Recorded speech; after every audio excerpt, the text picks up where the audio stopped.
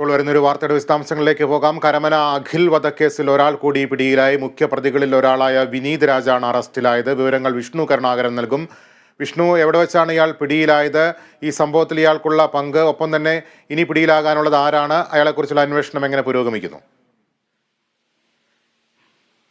ലിബീഷ്, ഈ അഖിൽ വധക്കേസുമായി ബന്ധപ്പെട്ട് ഇന്ന് ഒരു കൊലയാളിയെ കൂടി ഇപ്പോൾ പോലീസ് പിടിച്ചിരിക്കുകയാണ്. പോലീസിനെ ഇയാളെ തിരുവനന്തപുരത്തെ ചെങ്കൽച്ചൂളയിൽ നിന്നാണ് ഇയാളെ പിടികൂടിയത്.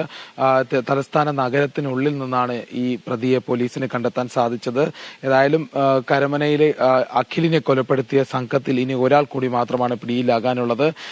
ഈ കേസിൽ ഇനി സുമേഷ് എന്നുള്ള വ്യക്തി മാത്രമാണ് ഇനി പിടിയിലാകാനുള്ളത്. ബാക്കിയുള്ളവരെയൊക്കെയും പോലീസ് പിടികൂടി കഴിഞ്ഞിരിക്കുകയാണ്. ഇപ്പോൾ പിടികൂടിയ വിനീത് പ്രധാനമായും ഈ കൊലപാതകത്തിൽ മുഖ്യ പങ്ക് വഹിച്ച ആളാണ്.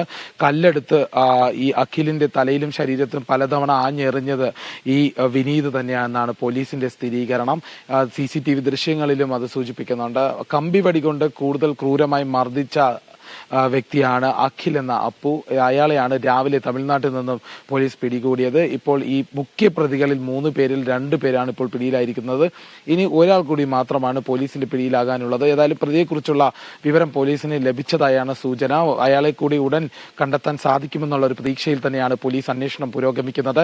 ഏതായാലും മൊത്തത്തിൽ ഈ കേസിൽ ഇപ്പോൾ പിടിയിലായവരുടെ എണ്ണം 6ആയി മാറിയിരിക്കുകയാണ്. ഇനി ഒരാൾ കൂടി പിടിയിലാകുന്നതോടെ എല്ലാ പ്രതികളും പോലീസിന്റെ കസ്റ്റഡിയിലാകും എന്ന് തന്നെയാണ് സൂചിപ്പിക്കുന്നത്. ഏതായാലും കേസ് പുരോഗമിക്കുന്നുണ്ട്. ഏതായാലും അന്വേഷണം ഊർജിതമായി തന്നെയാണ് നടക്കുന്നത്. ആ ഒരു പ്രതിയെ കൂടി ഇനി കണ്ടെത്താൻ പോലീസിന് കുറച്ച് സമയം മാത്രം മതി എന്നുള്ള ഒരു സൂചനയാണ് ഇപ്പോൾ ലഭിക്കുന്നത്. ലബീഷ്. വിഷ്ണു, ഈ പിടിയിലായവരെ ചോദ്യം ചെയ്തതിൽ നിന്നും ഈ കൊലപാതകത്തിലേക്ക് നയിച്ച കാരണത്തെക്കുറിച്ച് ലഭിക്കുന്ന സൂചനകൾ എന്താണ്? ബാറിലുണ്ടായ തർക്കം തന്നെയാണോ ഈ കൊലപാതകത്തിൽ കലാശിച്ചത്?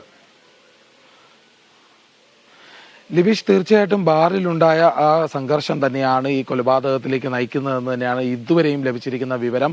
ആ കൊലപാതകവുമായി ബന്ധപ്പെട്ട് ഈ അഖിലിന്റെ കുടുംബവും ഇത് തന്നെയാണ് വ്യക്തമാക്കിയിരുന്നത്. നേരത്തെ തന്നെ ഇക്കാര്യം അറിയിച്ചിട്ടുണ്ടായിരുന്നു. ഇക്കാര്യത്തിൽ അഖിലിന്റെ കുടുംബം വ്യക്തമാക്കുന്നത്, നേരത്തെ തന്നെ ഈ തെരഞ്ഞെടുപ്പ് ദിവസം ബാറിനുള്ളിൽ വെച്ചുണ്ടായ ഒരു തർക്കത്തിന് ശേഷം അഖിലിനെ ഈ സംഘം ആക്രമിച്ചു. അഖിലും തിരിച്ചും ആക്രമിച്ചു. പക്ഷെ അഖിലിന്റെ കൈക്ക് ഗുരുതരമായി പരിക്കേറ്റിരുന്നു. അതിനുശേഷം ചികിത്സ തേടിയതിനു ശേഷമാണ് ഇക്കാര്യങ്ങൾ ഒത്തുതീർപ്പാക്കുന്നത് അടക്കമുള്ള കാര്യങ്ങൾ മുന്നോട്ട് വച്ചിരുന്നു. എന്നാൽ അപ്രതീക്ഷിതമായാണ് ഈ സംഘം വീട്ടിലേക്ക് വന്ന് അഖിലിനെ കൂട്ടിക്കൊണ്ടുപോയി മർദ്ദിച്ച് കൊലപ്പെടുത്തിയത്.